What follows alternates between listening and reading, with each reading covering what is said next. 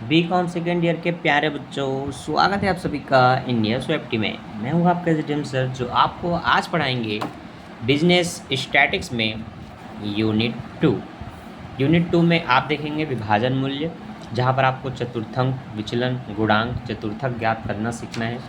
यहाँ पर क्वेश्चन दो प्रकार के होते हैं, एक आंकड़ों पर आधारित और एक दो आंकड़ों पर आधारित। दोनों प्रकार के क्वेश्चन कैसे बनेंगे आज आपको मैं सिखाऊंगा डिटेल से। तो इसके लिए आपके पास बुक होना चाहिए। बुक नहीं है तो जिस जिस टॉपिक को मैं कहूँगा इसको नोट करो, उसको बाकायदा नोट कर लेना। जैसे कि चैप्टर का नाम है विभाजन मूल्य, ठीक। इसमें सबसे पहले आपको निकालना है चतुर्थक। चतुर्थक जो होता है वो माध्यिका की तरह होता है, माध्यिका की तरह। वह चतुर्थक है तो 4 से भाग, माध्यिका में 2 से भाग देते हैं। तो माध्यिका जैसे इसका सूत्र है, देखो, जब पदों की संख्या विषम हो तो n+1/2 लगाते हैं ना, तो यहाँ 2 की जगह 4 लगाना है। तो इसमें आपको 3 प्रकार के चतुर्थक ज्ञात करना होता है। एक प्रथम चतुर्थक जिसको Q1 बोलते हैं, एक द्वितीय चतुर्थक जिसको Q2 बोलते हैं, और एक तृतीय चतुर्थक जिसको Q3 बोलते हैं। इन तीनों का ही काम होता है, खासकर इसमें पहले और तीसरे का ज़्यादा महत्व है। बाकी अब दूसरे नहीं भी ज्ञात करेंगे तब भी चलेगा। अब बनाना कैसे है, उसके लिए अलग अलग प्रकार के क्वेश्चन होते हैं। तो उदाहरण 2, इसको आपको नोट करना है, देख लो पूरा क्या लिखा है कि प्रबंधक द्वारा अपने विभागों का निरीक्षण करते समय 10 विभागों में अनुपस्थिति व्यक्तियों की संख्या निम्न प्रकार पाई गई थी: 21, 12, 15, 7, 18, 18, 20, 19, 9, 0, 6, 19, 0, 6। ठीक है, प्रथम व तृतीय चतुर्थक याद कीजिए, बस इतना ही इसमें बोला है। आपको क्या करना है, इन आंकड़ों को आरोही क्रम में जमाना है, जिसमें सबसे छोटा क्या है, 0 है, वो पहले लिखा जाएगा, उसके बाद 6 को लिखा जाएगा, फिर जमेगा तो 12, 15, 17, 16, इस तरह से इसको हम जमाएंगे। ठीक है, तो सबसे छोटे को पहले लिखना है और आरोही क्रम में जमाना है। चलिए इस क्वेश्चन को बनाते हैं। तो आपको मैंने कहा वीडियो को रोको और पहले उस क्वेश्चन को अपने कॉपी में लिखो। जैसे कि मैं अपने एक रफ कार्य के लिए वाइट कलर का कॉपी निकाल चुका हूँ, जिसमें हमेशा मैं आपको क्वेश्चन बनाता हूँ, बनाते हुए दिखाई देता हूँ। ठीक है, वो मैंने यहाँ पर ओपन कर लिया है। चलिए अब आगे आपको ध्यान देना है कि ये कैसे बन रहा है, उसको ध्यान देना और सीखना। ठीक है, वीडियो को थोड़ा मैं जूम कर लेता हूँ ऐसे, ताकि आपको और क्लियर और साफ दिखे। देखो बच्चों, सबसे पहले तो हम ये लिख लें कि हमें क्या ज्ञात करना है। हमें ज्ञात करना है प्रथम चतुर्थक व तृतीय चतुर्थक। जो ज्ञात करना हमने उसको वो लिख लिया। ठीक है, अब आंकड़े जो होते हैं उनको मैं ब्लू प्लेन में लिखने वाला हूँ, जो कि है 21, 12, 15, 17, 18, 18, 20, 19, 0 और ये 6। तो हल करते समय सबसे पहला काम होना चाहिए कि आंकड़ों को आप आरोही क्रम में जमा रहे हैं। ठीक है, तो वही आपको लिखना है, आंकड़ों को आरोही क्रम में जमाने पर।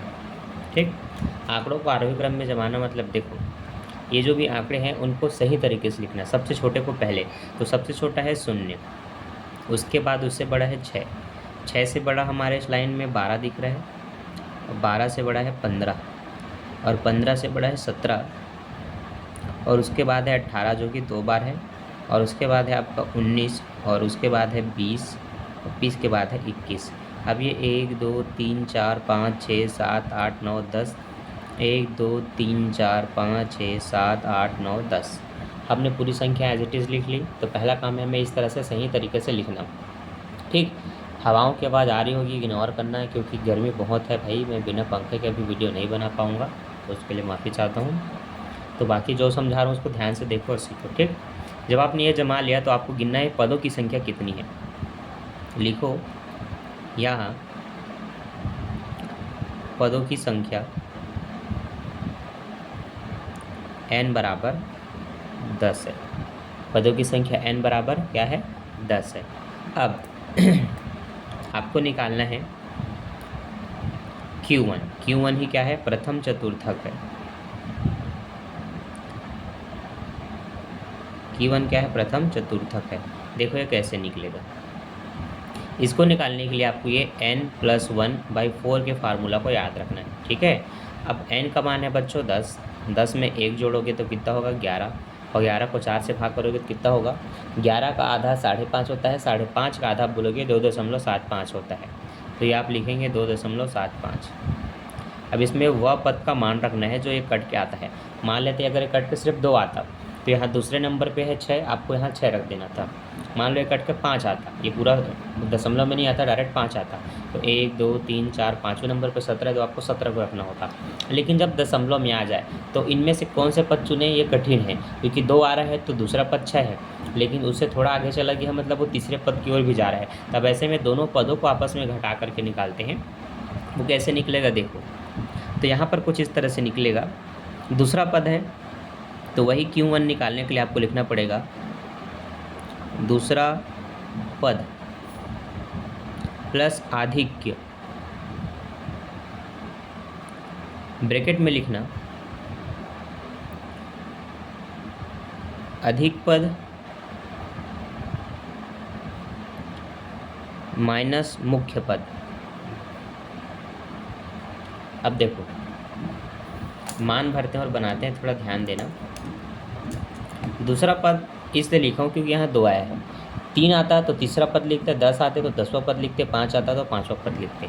तो दूसरा पद क्या है, दूसरा पद है आपका 6, तो यहाँ पर आपको रख देना है 6। क्या रख देना है 6, प्लस कितना अधिक है, अधिक है 0.75। 0.75 को आप ऐसे भी लिख सकते हैं 75/100, क्योंकि दशमलव हटाएंगे तो 2 संख्या तो बट्टे में आपको 2 जीरो लिखना होता है और 1 का 1, तो ये आपका इस तरह से कन्वर्ट होगा। मान लेते हैं 0.25 होता तो आप 2 5 को 25 लिखते और बटे में 100 लिखते, तो दशमलव के बाद जितने अंक उतने नीचे में 0, और इनको दशमलव भुलाने के बाद जैसा दिखे वैसा लिखना। अब अधिक पद मतलब दूसरे पद से अधिक पद को लिखना है, तो दूसरा पद से अधिक तीसरा पद होता है, तो यहाँ आप तीसरा पद भी लिख सकते हैं। क्या लिख सकते हैं, तीसरा पद। और तीसरे पद में आपको 12 दिख रहा है तो आपको यहाँ रख देना है 12, माइनस मुख्य पद। मुख्य पद मतलब ये दूसरा पद, आप दूसरा पद भी यहाँ लिख सकते हैं दूसरा पद। तो तीसरा से दूसरा घटाना है ये समझो, तो तीसरा 12 लिख लिया और दूसरा आपका 6, तो यहाँ पर आप 6 लिख लिया। बस यहीं पर आपको सारे काम ध्यान से करने होते हैं। 25 × 75, 25 × 100, ये कटा तो मैंने काट लिया, 12 में 6 जाएगा तो यहाँ पर 6 आएगा, ठीक है, दिख रहा है। आगे 6 का 6 रहेगा, ये 6 × 18 हो जाएगा बटे 4। 18 के 4 टुकड़े करो, 18 का आधा 9 होता है, 9 का आधा 4.5 होता है, तो आप ये समझो कि 6 प्लस ये आपस में कट क्या है 4.5, जो आपस में जुड़ के 10.5 हो जाएंगे। तो आप कहेंगे Q1 जो निकला वो 10.50 निकला। क्या निकला, 10.50। तो ये आपका राइट आंसर है। आपने प्रथम चतुर्थक ज्ञात कर लिया। प्रश्न में क्या कहा था, प्रथम और तृतीय ज्ञात कीजिए। प्रथम ज्ञात हो चुका, अब हम तृतीय निकालेंगे, तो उसको मैं रेड पेन में लिखूँगा ताकि आपको क्लियर पता रहे कि आप Q3 निकाल रहे हैं। Q3 निकालेंगे तो आपको वही लिखना है कि n+1/4, लेकिन याद रहे जब Q3 निकालते हैं तो इसके सामने में 3 हो जाता है मल्टीप्लाई करने के लिए। अब 3 को तो 3 ही लिखेंगे, बस यहाँ n की जगह आपको वही जो 11 आया था 10 आया था वो लिखेंगे, +1/4। अब फिर से 3 का 3, ये दोनों जुड़ के 11, 11 को 4 से काटेंगे तो पहले आया था 2.75, अभी भी वही आएगा, लेकिन 2.75 इससे गुणा करेगा तो 5 × 15 की 5, नीचे लिखता हूँ बच्चों में, ठीक है, नीचे लिखता हूँ, ध्यान देना। 5 × 15 की 5, हासिल है 1, 3 × 7 21 और 22 दशमलव, हासिल है 2, 3 दूनी 6 और 2 8, यहाँ पर आ रहा है 8.25। अब आपको पता है कि इस तरह से इसके लिए भी एक सूत्र लगाना पड़ेगा, तो वो सूत्र क्या है देखो, Q3 बराबर, अब सूत्र हो जाएगा 8वां पद प्लस जितना अधिक है वो है 25/100, ठीक है। अब डायरेक्ट हम मान भर रहे हैं, ये समझो। आगे ब्रैकेट में 8वां के से बड़ा क्या होगा, 9वां होगा, तो 9वां पद माइनस आपको लिखना पड़ेगा 8वां पद, ठीक है। तो दशमलव के बाद जितना अधिक होता है उससे एक अधिक 8 आ रहा है, तो 8वां पद से 9वां पद घटाना होगा, अगर 9 आएगा तो 10वां पद से 9वां पद घटाना होगा, ये समझना है। 8 आ रहा है तो 8वां पद तो लिखेंगे, लेकिन 9वें पद से 8वें को घटाएंगे, जो अधिक है उसको अलग करेंगे और 8वें पद का अब यहाँ पर मान भरेंगे। ठीक है, तो अब सारे काम अब मैं यहाँ ऊपर में करता हूँ। तो आपको यहाँ 8वें पद का मान रखना है, तो आप देख लो 8वें पद का मान 1 2 3 4 5 6 7 8। 8वें पद का मान 19 है और 9वें पद का मान 20 है।